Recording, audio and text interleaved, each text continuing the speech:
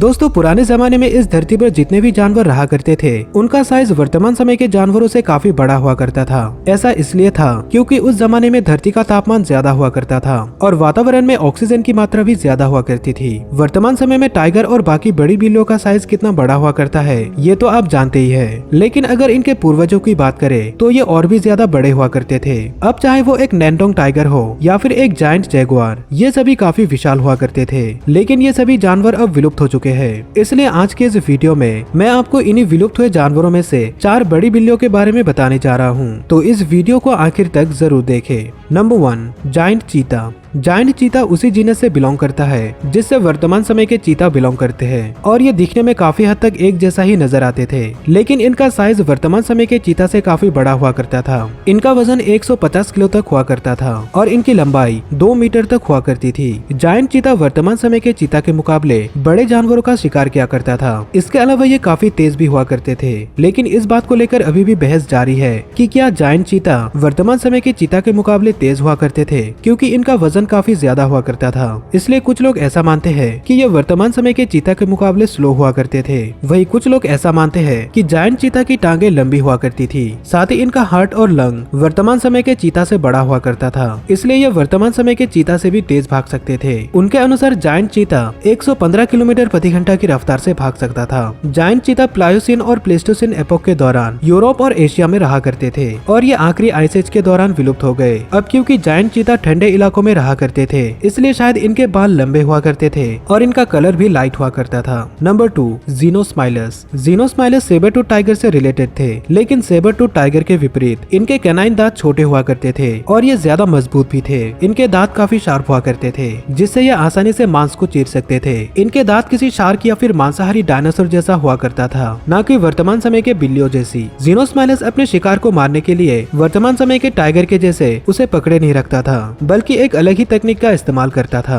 वो अपने शिकार की बॉडी पर से मांस के एक बड़े से टुकड़े को अलग करता था, जिससे शिकार की बॉडी में से तेजी से खून बहने लगता और काफी ज्यादा मात्रा में खून बह जाने की वजह से शिकार की मौत हो जाती। ज़ीनोस्माइलस एक बड़ा जानवर हुआ करता था और इनका वजन 230 किलो तक पहुंच सकता था। इनका शरीर वर्तमान समय के टाइगर या फिर लायन की तुलना में ज्यादा टफ हुआ करता था। इनकी टांगे छोटी और मजबूत थी, साथ ही इनकी गर्दन काफी पावरफुल थी। ज़ीनोस्माइलस का फॉसिल फ्लोरिडा में पाया गया था और इनके फॉसिल के पास ही एक और जानवर का फॉसिल मिला था जो था जायंट पेकेरी। ये एक प्री हिस्टोरिक पिग था और शायद ये पिग ज़ीनोस्माइलस का सबसे पसंदीदा शिकार था। ज़ीनोस्माइलस प्लास्टोसिन एपोक के दौरान इस धरती पर रहा करता था, लेकिन ये कोई नहीं जानता कि ये जानवर कब इस दुनिया से विलुप्त हो गए। Number 3, giant Jaguar. अगर हम लायन और टाइगर के साथ तुलना करें तो वर्तमान समय के जैगुआर का साइज काफी छोटा है, क्योंकि इनका वजन आमतौर पर 100 किलो तक ही होता है और ये ज्यादा से ज्यादा 150 किलो तक पहुंच सकता है। लेकिन पुराने जमाने में चीजें आज से काफी अलग हुआ करती थी। उस जमाने के जानवरों का साइज काफी बड़ा हुआ करता था और नॉर्थ और साउथ अमेरिका में जो जैगुआर रहा करते थे वो सभी साइज में काफी बड़े हुआ करते थे,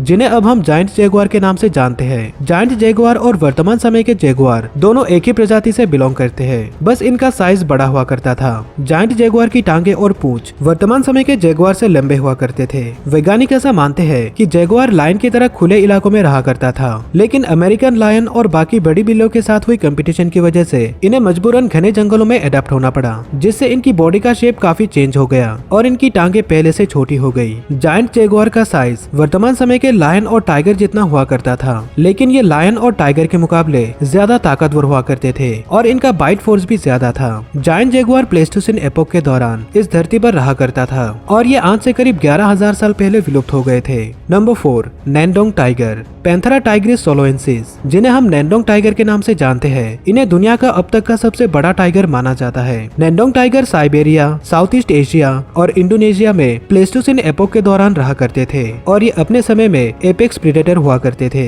नैंडोंग टाइगर को साल 1845 में डिस्कवर किया गया था। इनका एक फॉसिल नैंडोंग नाम के गांव में मिला था, जिससे इनका नाम नैंडोंग टाइगर रखा गया। साल 1845 के बाद से हमें नैंडोंग टाइगर के सिर्फ 7 फॉसिल ही मिल पाए हैं, जिस वजह से इन्हें स्टडी कर पाना काफी मुश्किल है। शुरुआती समय में वैज्ञानिकों को ऐसा लग रहा था कि नैंडोंग टाइगर का साइज किसी बंगाल टाइगर के बराबर हुआ करता था। लेकिन इनके अलग अलग फॉसिल के ऊपर स्टडी करने के बाद उन्हें यह पता चला कि नैंडोंग टाइगर दुनिया के सभी टाइगर्स में सबसे बड़े हुआ करते थे। रिकॉर्ड के अनुसार अब तक का सबसे बड़ा नैंडोंग टाइगर करीब 4.5 मीटर यानी कि करीब 14 फीट लंबा था और एक अंदाजे के अनुसार इसका वजन करीब 500 किलो था। लेकिन इतने बड़े साइज के बावजूद नैंडोंग टाइगर काफी फुर्तीले हुआ करते थे और ये 80 किलोमीटर प्रति घंटा की रफ्तार से भाग सकते थे। साथ ही इनके दांत वर्तमान समय के टाइगर से बड़े और शार्प हुआ करते थे। नैंडोंग टाइगर आज से करीब 10,000 साल पहले तक इस धरती पर रहा करते थे। नैंडोंग टाइगर क्यों इस दुनिया से विलुप्त हो गए, इस बारे में अब तक कोई ठोस सबूत नहीं मिला है। कुछ वैज्ञानिकों के अनुसार खाने की कमी के कारण ये विलुप्त हो गए थे।